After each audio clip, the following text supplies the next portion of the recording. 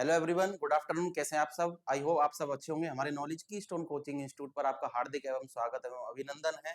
आज हम आपकी फिजिक्स की क्लास में जो आज हम टॉपिक अपना लेके आए हैं, आज हम लेके आए हैं ड्रिफ्ट वेलोसिटी। क्लास 12th के चैप्टर 3 इलेक्ट्रिसिटी से आज जो हमारा रहने वाला टॉपिक है वो है ड्रिफ्ट वेलोसिटी। बेसिकली आप देखिए, सब जानते होंगे कि ड्रिफ्ट वेलोसिटी में वेलोसिटी क्या होता है। वेलोसिटी बेसिकली क्या होता है, आप सब जानते होंगे कि जब कोई भी ऑब्जेक्ट रेस्ट पोजीशन से मोशन की पोजीशन में आती है तो उसकी वेलोसिटी चेंज हो जाती है। और उसकी वेलोसिटी का चेंज होना किसके पर यूनिट टाइम में किसके इक्वल होता है? एक्सेलरेशन के इक्वल होता है। ठीक है, तो हम बेसिकली वेलोसिटी को तो जानते हैं कि वेलोसिटी क्या होती है, लेकिन इसके आगे एक वर्ड लगा हुआ है जो वर्ड को बोलते हैं ड्रिफ्ट। और ड्रिफ्ट का मतलब क्या होता है? देखिए, ड्रिफ्ट का मतलब होता है जिग जिग पाथ पर होने वाली मोशन। जिग जिग पाथ पर यानी कि जिसको बोलते हैं टेढ़ा मेढ़ा बोलते हैं हम जिसको, यानी कि एक इलेक्ट्रॉन यहां मूव कर रहा है तो दूसरा उसके अपोजिट में कर रहा है, तीसरा उसके फेस पे फ्रंट पे कर रहा है और चौथा उसके बैक साइड में कर रहा है। तो जो इलेक्ट्रॉन है जो किसी भी इलेक्ट्रिकल सर्किट के अंदर वो मूव करते हैं इधर उधर डायरेक्शन में।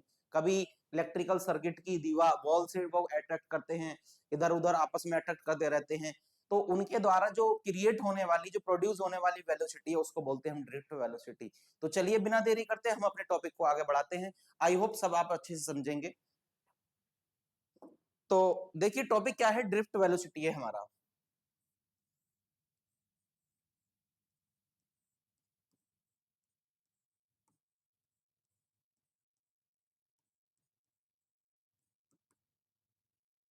देखिए, ड्रिफ्ट वेलोसिटी है। ड्रिफ्ट वेलोसिटी में जो हमारा टॉपिक है, देखिए ड्रिफ्ट वेलोसिटी में क्या है, इसके लिए मुझे क्या करना होगा। देखिए, एक स्मॉल एल लेंथ का एक वायर में लेता हूं, यहां पर कंसीडर करता हूं स्मॉल एल लेंथ का। यहां पर ये एक स्मॉल एल लेंथ का एक मैं वायर कंसीडर करता हूं। देखिए, ये एक वायर है जिसको हम इलेक्ट्रिकल सर्किट बोलेंगे, और इसकी लेंथ क्या है? ये लेंथ है इसकी एल। इसकी लेंथ क्या होगी? एल होगी, स्मॉल लेंथ एल होगी। ये इसका क्रॉस सेक्शनल एरिया है। ए क्या है? इसका क्रॉस सेक्शनल एरिया है। जब इस इलेक्ट्रिकल सर्किट को किसी हम बैटरी से कनेक्ट करेंगे, किससे कनेक्ट करेंगे? बैटरी से। तो इसमें करंट फ्लो होगा। यहां V वोल्ट की कोई बैटरी लगी हुई है, इसमें करंट फ्लो होगा पॉजिटिव टू नेगेटिव। ठीक है, अब देखिए इसके अंदर कुछ एटम, ये हमारे यहां पर एटम है। इस इलेक्ट्रिकल वायर में हमारे पास यहां एटम है। किसी भी वायर के अंदर ऑलरेडी सर्किट में हमारे एटम्स होते हैं, लेकिन इन एटम्स के बीच में हमारे क्या होते हैं? इलेक्ट्रॉन होते हैं। ये ई क्या है? हमारे इलेक्ट्रॉन है। ये ई हमारे क्या है? इलेक्ट्रॉन है। ये ई हमारे इलेक्ट्रॉन है। ये ई क्या है? इलेक्ट्रॉन है। तो देखिए, ये इलेक्ट्रॉन है ई। अब क्या है कि जब इस इलेक्ट्रिकल वायर को V वोल्ट की बैटरी से कनेक्ट करते हैं, तो बैटरी से कनेक्ट करने के बाद इसमें करंट फ्लो होने लगेगा। और वो आप देखिए, आप जानते हैं कि करंट फ्लो कब होता है? जब कोई भी चार्ज, सपोज दैट इस इलेक्ट्रिकल वायर को इस बैटरी से कनेक्ट किया, यहां पर 20 वोल्ट की एक बैटरी लगी है। अब इसमें जब करंट फ्लो होगा पॉजिटिव टू नेगेटिव, तो आप सब जानते हैं कि जो इलेक्ट्रॉनों का जो मोशन करते हैं इलेक्ट्रॉन, वो करंट की अपोजिट डायरेक्शन में फ्लो होते हैं। अगर करंट हमारा पॉजिटिव टू नेगेटिव फ्लो हो रहा है, तो जो हमारे इलेक्ट्रॉन्स होंगे वो अपोजिट डायरेक्शन में मोशन करेंगे, करंट की अपोजिट डायरेक्शन में। ठीक है, अब आप बताइए कि इलेक्ट्रिक करंट होता क्या है? इलेक्ट्रिक करंट होता है Q equals to I T. से हम जब इसकी बात करें तो I इजिकल्स टू क्या हो जाएगा? Q by T. I equals to क्या हो जाएगा? Q by T. तो करंट की डेफिनेशन क्या कहती है कि the rate of flow of electric charge per unit time is called electric current. किसी भी वायर में को जब किसी V वोल्ट की बैटरी से कनेक्ट करेंगे, तो per unit time per unit time उसमें कितना इलेक्ट्रिक चार्ज फ्लो हो रहा है, उसका रेशो किसके इक्वल होता है, इलेक्ट्रिक करंट के। इलेक्ट्रिक चार्ज जितना ज्यादा फ्लो होगा, करंट उतनी ही ज्यादा प्रोड्यूस होगी। ठीक है, करंट उतनी ज्यादा प्रोड्यूस होगी जितना ज्यादा इलेक्ट्रिक चार्ज फ्लो होगा। अगर किसी इलेक्ट्रिकल सर्किट के अंदर चार्ज ज्यादा है तो सीधी सी बात है उसके अंदर करंट भी ज्यादा ही होगी। ठीक है, तो the rate of flow of electric charge per unit time is called electric current. ठीक है, यहां इतनी बात आ गई। जब हमने इस इलेक्ट्रिकल वायर को एक वी वोल्ट की बैटरी से कनेक्ट किया, वी वोल्ट की बैटरी से कनेक्ट किया, तो इसमें करंट फ्लो होगा, और करंट के फ्लो होने से ये जो हमारे इलेक्ट्रॉन्स हैं इसके अंदर, ये क्या करने लगेंगे, मोशन करने लगेंगे। और ये किससे अलग हो जाएंगे, इस इलेक्ट्रिकल सर्किट के अंदर जो एटम है वो एटम से अलग होकर मोशन करने लगेंगे, मूव करने लगेंगे वो। ठीक है, अब ये जब हमने इस इलेक्ट्रिकल वायर को इस बैटरी से कनेक्ट नहीं किया था, before the connected in A electrical wire, जब इस बैटरी से हमने इस इलेक्ट्रिकल वायर को कनेक्ट नहीं किया था, तो तब ये जो इसके एटम है और इलेक्ट्रॉन है ये आपस में कोई भी मूव नहीं कर रहे थे, इससे अलग नहीं हो रहे थे। ठीक है, लेकिन जब हमने इस इलेक्ट्रिकल वायर को वी वोल्ट की बैटरी से कनेक्ट कर दिया तो इसमें करंट फ्लो होने लगा। करंट कब फ्लो होने लगा, जब टाइम के रेशो में जब इलेक्ट्रिक चार्ज फ्लो होने लगा, और जितना चार्ज फ्लो होने लगा उतना ही इलेक्ट्रिक करंट प्रोड्यूस होने लगा। तो जब इसमें करंट फ्लो होने लगा तो ये जो हमारे इलेक्ट्रॉन्स हैं, ये जो इसके अंदर इलेक्ट्रॉन्स हैं, वो इन एटम्स से फ्री होकर, यानी कि एटम्स से दूर होकर इसमें मोशन करने लगे। ठीक है, तो इलेक्ट्रिकल जो इसमें करंट फ्लो हो रहा है, ये क्या है, इस वायर का इलेक्ट्रिक फील्ड है। इस इलेक्ट्रिक फील्ड की वजह से इन इलेक्ट्रॉनों के ऊपर एक फोर्स अप्लाई हुआ जिसको बोलते हैं इलेक्ट्रिक फोर्स। और वो इलेक्ट्रिक फोर्स क्या है हमारे पास, आप जानते हैं electric force F equals to E Q होता है। F equals to E Q होता है, लेकिन यहां बात किसकी चल रही है, यहां बात चल रही है इलेक्ट्रॉनों की। तो इलेक्ट्रॉनों पर चार्ज क्या होगा, E होगा। तो इसके रेस्पेक्ट में हम क्यू की जगह क्या लेंगे, E लेंगे, क्योंकि इलेक्ट्रॉन पर चार्ज क्या होता है, E होता है। ठीक है, तो यहां क्या बन जाएगा, ये F equals to E into E बन जाएगा। ठीक है, ये इक्वेशन बनी। आफ्टर देन क्या होता है, आप मुझे बताइए, मैं आपको बताता हूं। देखिए कि मान लीजिए ये इलेक्ट्रॉन है, जब इसमें करंट फ्लो किया तो ये इलेक्ट्रॉन मूव कर कर इस इलेक्ट्रॉन के पास पहुंचा, इससे इसने कॉलिजन किया। आफ्टर देन फिर इससे इसने कॉलिजन किया, उसके बाद फिर इससे कॉलिजन किया, उसके बाद फिर इससे कॉलिजन किया, इससे कॉलिजन किया। ये आपस में एक दूसरे से क्या कर रहे हैं, कॉलिजन कर रहे हैं। कितने टाइम के लिए, वेरी स्मॉल टाइम के लिए। आफ्टर देन ये पास हो रहे हैं इस कंडक्टर से, उसके बाद ये इस कंडक्टर से पास हो रहे हैं। तो आप मुझे बताइए कि जब इसमें कोई भी करंट फ्लो नहीं हो रहा तो ये इलेक्ट्रॉन मूव नहीं कर रहा, और मूव नहीं कर रहा है तो वेलोसिटी भी प्रोड्यूस नहीं हो रही है। तो यहां पर इसकी जो वैल्यू इनिशियल वेलोसिटी होगी u, वो क्या हो जाएगी, जीरो हो जाएगी। ठीक है, जीरो हो जाएगी। और जब ये मूव करने लगेगा तो वेलोसिटी चेंज हो जाएगी, वो क्या हो जाएगी, v हो जाएगी। वेलोसिटी क्या हो जाएगी, v हो जाएगी। तो आप मुझे बताइए कि जब ये इलेक्ट्रॉन मूव करने लगेंगे तो इसके ऊपर, जब ये इलेक्ट्रॉन मूव करने लगेंगे इनकी वेलोसिटी चेंज होगी, और वेलोसिटी के चेंज होने से, जब वेलोसिटी चेंज होती है टाइम के रेस्पेक्ट में, तो हमारी डेफिनेशन किसकी बनती है, एक्सेलरेशन की। The rate of change of velocity पर unit time is called acceleration. तो क्या है, इस एक्सेलरेशन को हम किससे निकालेंगे, न्यूटन्स सेकंड लॉ से। 11th क्लास में हमने न्यूटन सेकंड लॉ पढ़ा था, F इजिकल्स टू ma। वो क्या है, F equals to m into a हमने पढ़ा था, यही तो पढ़ा था हमने। इस F इजिकल्स टू ma की वैल्यू को F की जगह पुट करिए आप, तो ये हो जाएगा ma equals to e into e। यहां से a1 की वैल्यू क्या आ जाएगी, ये आ जाएगी e इंटू e अपॉन में m। ये तो तब है जब हमने इसको इलेक्ट्रिकल वायर को एक V वोल्ट की बैटरी से कनेक्ट किया, और इलेक्ट्रिक फील्ड के प्रोड्यूस वी वोल्ट की बैटरी से इसको हमने जब कनेक्ट किया तो इसमें करंट फ्लो होने लगा। करंट फ्लो होने से इसके चारों तरफ एक इलेक्ट्रिक फील्ड क्रिएट हो गया, जिसको हमने नाम दिया है ई। इलेक्ट्रिक फील्ड के क्रिएट होने से इस वायर के ऊपर एक इलेक्ट्रॉन के ऊपर एक फोर्स अप्लाई हुआ है, जिसको हम बोलते हैं F equals to M A. और फोर्स के अप्लाई होने से एस्केलरेशन प्रोड्यूस हुआ है, और वो एस्केलरेशन क्या है, ए वन इजिकल्स टू क्या है, ई इंटू ई अपॉन में एम। एम क्या है, उन इलेक्ट्रॉनों का मास है, ई क्या है, इलेक्ट्रॉनों पर चार्ज है, और ये वाला ई क्या है, ये है इलेक्ट्रिक फील्ड। ठीक है, तो आप मुझे बताइए ये इलेक्ट्रॉनों पर क्या है, मास, और ये क्या है, इलेक्ट्रॉन चार्ज।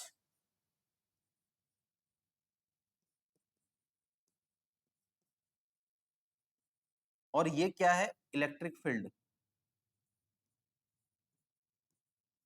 ये क्या है, इलेक्ट्रिक फील्ड है।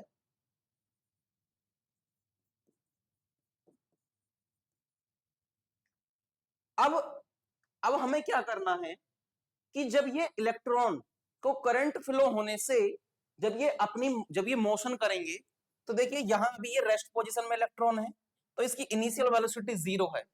आफ्टर देन जब ये मोशन करना स्टार्ट करेगा, मोशन कब करेगा, जब इसको वी वोल्ट की बैटरी से हमने कनेक्ट किया है, तो ये इलेक्ट्रॉन मूव करना स्टार्ट करेंगे। तो जब इसने यहां पर इनिशियल वेलोसिटी 0 है, लेकिन जब ये इलेक्ट्रॉन यहां से चलकर इस इलेक्ट्रॉन पर क्या कर दिया, कोलिजन कर लिया, तो यहां पर इसकी वेलोसिटी चेंज होगी, वो होगी वीडी, यानी कि v इंटू वीडी हो गई, कोई बात नहीं वीडी मान लेते हैं। तो इसकी डेफिनेशन क्या बनती है एक्सेलरेशन की, तो a इज इक्वल टू क्या बन जाएगा, v माइनस यू अपॉन में t बन गया, v माइनस यू अपॉन में t बन गया। तो v माइनस यू अपॉन में जो t बना है, ये a is equal to v minus U upon में t। ये v क्या है, ये फाइनल वेलोसिटी है, और मैंने फाइनल वेलोसिटी यहां पर क्या मानी है, vd मानी है। और u क्या है, इनिशियल वेलोसिटी है, और इनिशियल वेलोसिटी जब कोई भी इलेक्ट्रॉन मूव नहीं कर रहा है तो कितनी है वैल्यू, 0 है। t क्या है, टाइम है। अब देखिए आप इसको हम लिख सकते हैं a is equal to a2 मान लीजिए, क्योंकि सेकंड एक्सेलरेशन प्रोड्यूस हो रहा है। a2 इज इक्वल टू क्या हो जाएगा, v माइनस यू, यानी कि ये हो जाएगा dv, क्या हो जाएगा ये vd, सॉरी ये vd हो जाएगा, ये क्या हो जाएगा, vd हो जाएगा। v को क्या माना मैंने, vd, और d इसके सफिक्स में ये हो जाएगा 0 अपॉन में क्या माना मैंने, dt। तो ये हो जाएगा a is equal to vd upon में dt। अब देखिए vd क्या है इसके अंदर, vd क्या है, ड्रिफ्ट वेलोसिटी, क्या है, ड्रिफ्ट वेलोसिटी, और dt क्या है, स्मॉल टाइम। तो आप मुझे बताइए कि मान लीजिए ये इलेक्ट्रॉन है, ये इस इलेक्ट्रॉन तक, इस जब ये इलेक्ट्रॉन है, जब इसने मोशन करना स्टार्ट किया तो ये इस इलेक्ट्रॉन से कोलिजन कर गया, आफ्टर देन ये इस इलेक्ट्रॉन से कोलिजन कर गया। तो देख रहे हो ये इलेक्ट्रॉन आपस में एक बहुत कम समय के टाइम में एक दूसरे से कोलिजन कर रहे हैं, एक दूसरे से आपस में टकरा रहे हैं। यहां से ये इससे टकरा गया, ये इससे टकरा गया, ये इससे टकरा गया, ये इससे टकरा गया। तो इनके बीच जो टाइम लग रहा है कोलिजन के लिए बहुत स्मॉल टाइमिंग है, छोटा है, जिसको हम बोलते हैं रिलैक्सेशन टाइम, टॉ। तो टॉ क्या होता है, रिलैक्सेशन टाइम।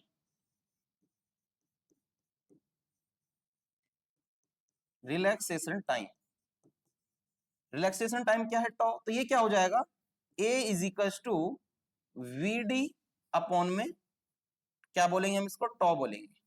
क्या हो जाएगा, टॉ हो जाएगा, क्या हो जाएगा, V D is equal to upon में टॉ।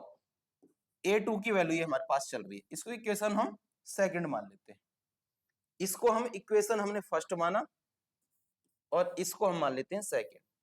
अब देखिए comparison of both equation, equation first और सेकंड की कंपैरिजन हमें करनी है। इक्वेशन फर्स्ट के क्या है हमारे पास, a1 is equal to a2, दोनों की हम कंपैरिजन कर रहे हैं। यहां पर क्या है, a1 की value e into E upon में m is equal to second acceleration की क्या है a2 की vd अपॉन में tau। आप किसकी बात कर रहे हैं? ड्रिफ्ट वेलोसिटी की आप बात कर रहे हैं, और ड्रिफ्ट वेलोसिटी को किससे रिप्रेजेंट कर रहे हैं आप? vd से रिप्रेजेंट कर रहे हैं। तो फाइनली आपको किसकी वैल्यू चाहिए? vd की वैल्यू आपको फाइनल चाहिए। तो vd इज इक्वल टू यहां निकालने के लिए यहां क्या करेंगे? हम क्रॉस मल्टीप्लाई करेंगे। ये क्या हो जाएगा? vd इंटू में m इज इक्वल टू ये क्या हो जाएगा? e into tau. और ये क्या हो जाएगा? vd is equal to E tau upon में m। ये हो जाएगा। अब देखिए ये क्या है? मास ऑफ द ऑब्जेक्ट या एलिमेंट। vd क्या है? Drift velocity. ई क्या है? Electric field. स्मॉल ई क्या है? इलेक्ट्रॉन पर चार्ज। टॉ क्या? Relaxation time. देखिए इलेक्ट्रिक फील्ड जितना स्ट्रांग होगा, यहां बात चल रही है इलेक्ट्रिक फील्ड जितना स्ट्रांग होगा, यानी कि इलेक्ट्रिक फील्ड जितना ज्यादा होगा, उससे मूव करने वाले इलेक्ट्रॉनों का जो ड्रिफ्ट वेलोसिटी है वो उतनी ही ज्यादा होगी। ठीक है, इलेक्ट्रिक फील्ड स्ट्रांग होने से जो इलेक्ट्रॉन vd ड्रिफ्ट वेलोसिटी से मूव करेंगे वो स्ट्रांग होगी, ज्यादा होगी। लेकिन इनके बीच जो लगने वाला टाइम होगा वो भी रिलैक्सेशन टाइम, वो भी मैक्सिमम होगा, और इलेक्ट्रॉनों पर चार्ज भी मैक्सिमम होगा। लेकिन यदि किसी भी इलेक्ट्रॉन्स का मास यदि कम है तो उसकी ड्रिफ्ट वेलोसिटी ज्यादा, इसकी ड्रिफ्ट वेलोसिटी ज्यादा होगी, मैक्सिमम होगी।